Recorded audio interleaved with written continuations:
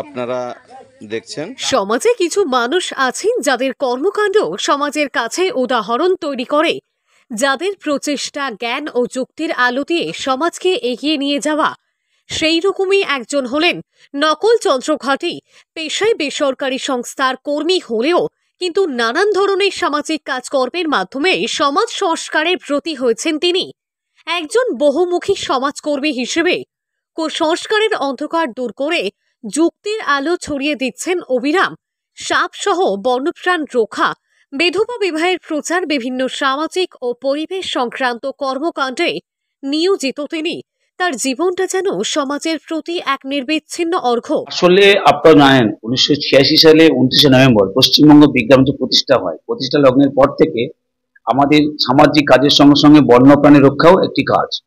সেই বন্যপ্রাণী রক্ষা করতে গিয়ে দেখা যাচ্ছে যে 2006 সালে আমাদের রাজ্যে বিশেষ করে সুন্দরবন এলাকাতে মনসা পুজোর আবির্ভাবটা বেড়ে গিয়েছিল। আমাদের জেলাতেও সেম।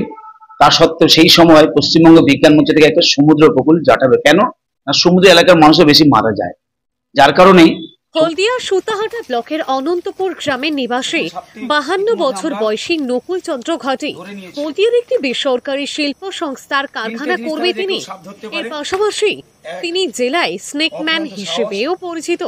সাহস, কৌশল ও প্রখর দৃষ্টিশক্তির মাধ্যমে এ পর্যন্ত 1000-এরও বেশি নানান ধরনের বিষধর সাপ উদ্ধার করে তুলে দিয়েছেন বন দপ্তরের হাতে।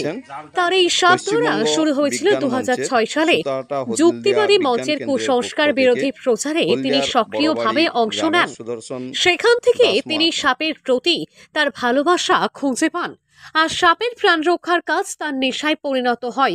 ওই বছর হলদিয়া মেলায় সাপের ঘরে মানুষ প্রদর্শনী দেখার পর থেকে আমাদের বিজ্ঞান মেলায় একটি কর্নার ছিল যে সাপের ঘরে মানুষ।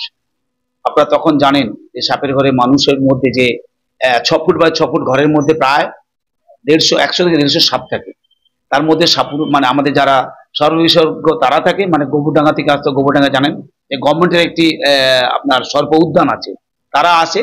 সেই সঙ্গে সঙ্গে আমরাও থেকে আমিও তার মধ্যে হল্লা উৎসবের সাপের ঘর থেকে আমরা তৈরি হয়ে গেছি। লাস্টের দিকে 2004, 5, 6 এবং 7 আমরা আমাদের সাপের প্রতি নকুল চন্দ্রের ভালোবাসা এবং সাপের জীবন রক্ষার কাছে তার অবদানও প্রশংসার দাবি রাখে।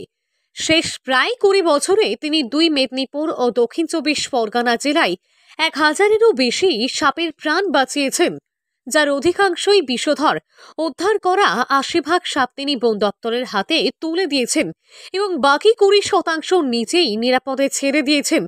একসময় এইসব উপকূলীয় অঞ্চলে সাপের কামড়ে বহু মানুষের মৃত্যু ঘটত।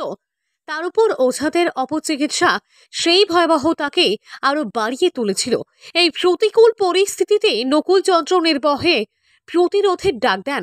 সাপ উদ্ধার সহ বন্যপ্রাণ রক্ষার পাশাপাশি বিভিন্ন সামাজিক কর্মকাণ্ডে নিজের জীবনকে উৎসর্গ করেছেন তিনি।